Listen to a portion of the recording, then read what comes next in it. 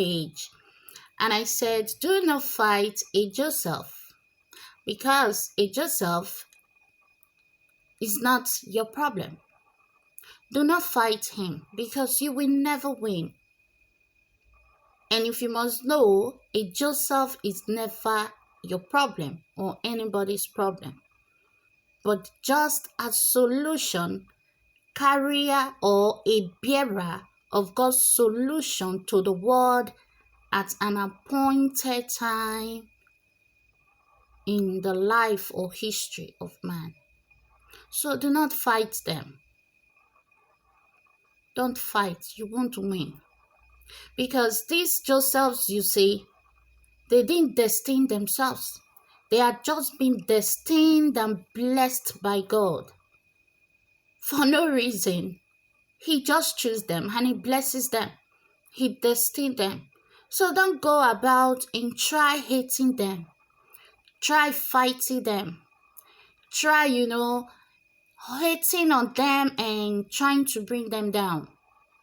Because you feel they made themselves or they destined themselves, or it is something that is about your family or the family he comes from. It is not about them and will never be about them, but about who God has destined them to be.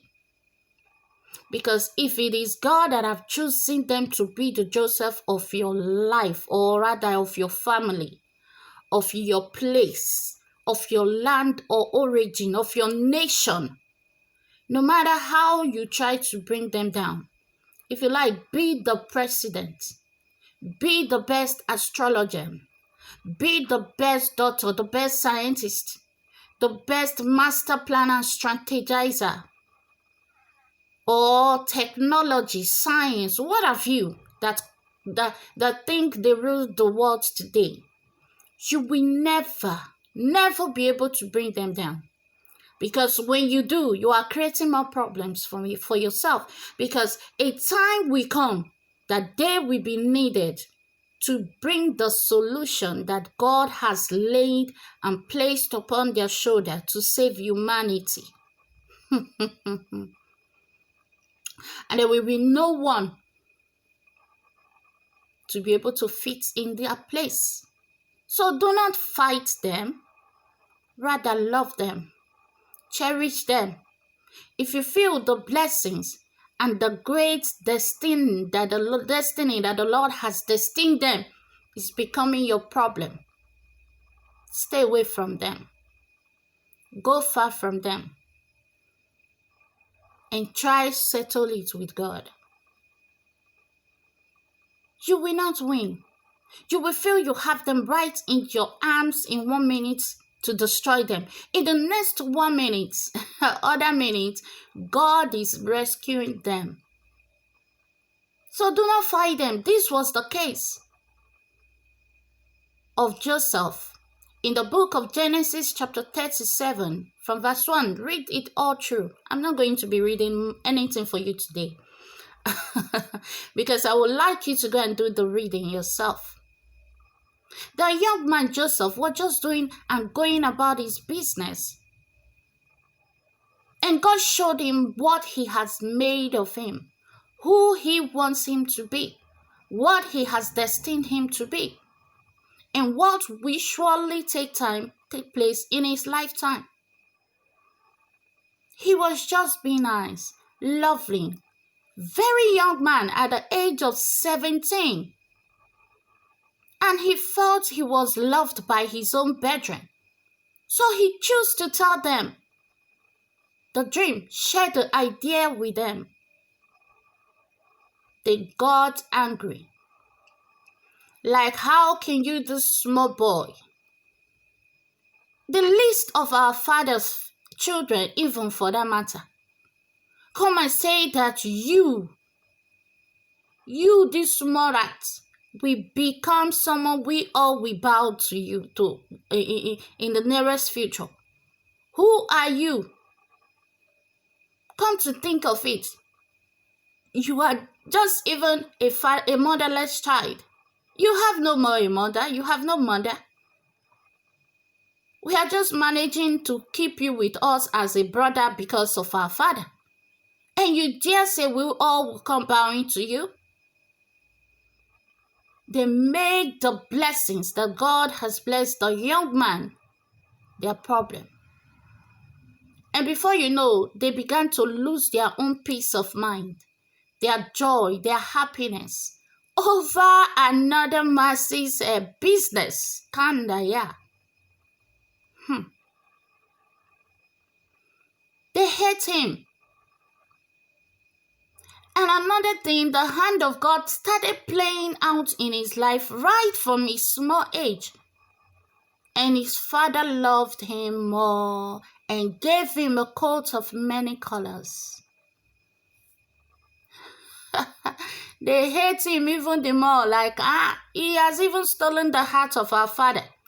Now, our father no longer sees us, but just sees only him and regard him. Hey, this will not happen, no. And God said, oh, I just showed him one. You people got angry. Now I'm showing him bigger one. And he dreamt again.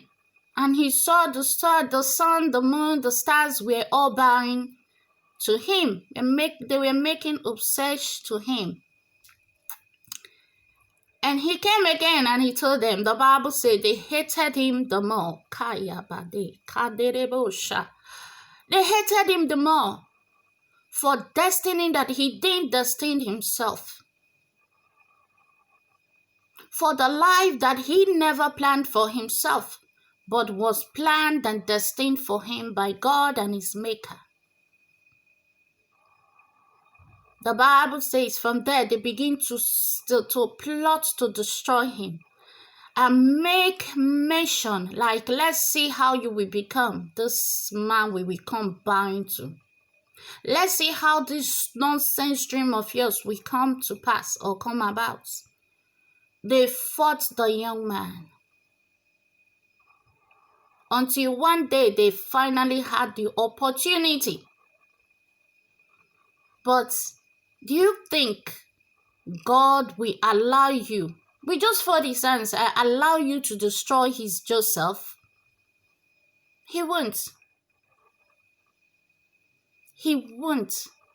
Because wherever you thought he is alone, God is there with him. Wherever you thought he has been caught, even in the prison, God is right there with him. And that's the more reason why you will never be able to win or destroy him or her.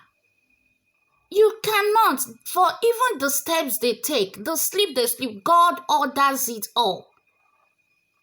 Do you destine who a king will be? No, kings are born.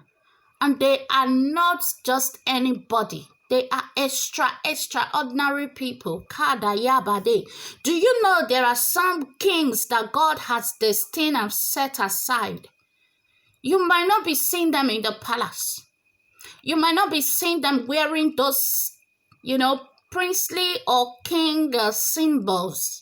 But these people are king. They are made and born kings. That you will never know. Only the spiritual eyes, only those with the qualities to identify royalty, sees them, and you will see them bowing to them like, And sometimes God made these people, these great men and women, they themselves don't know about it. People see them and quickly recognize it. And this was who Joseph was. And his brothers made it their problem. Who is that Joseph you have known all your life and you hate on him or her? It can be your friend.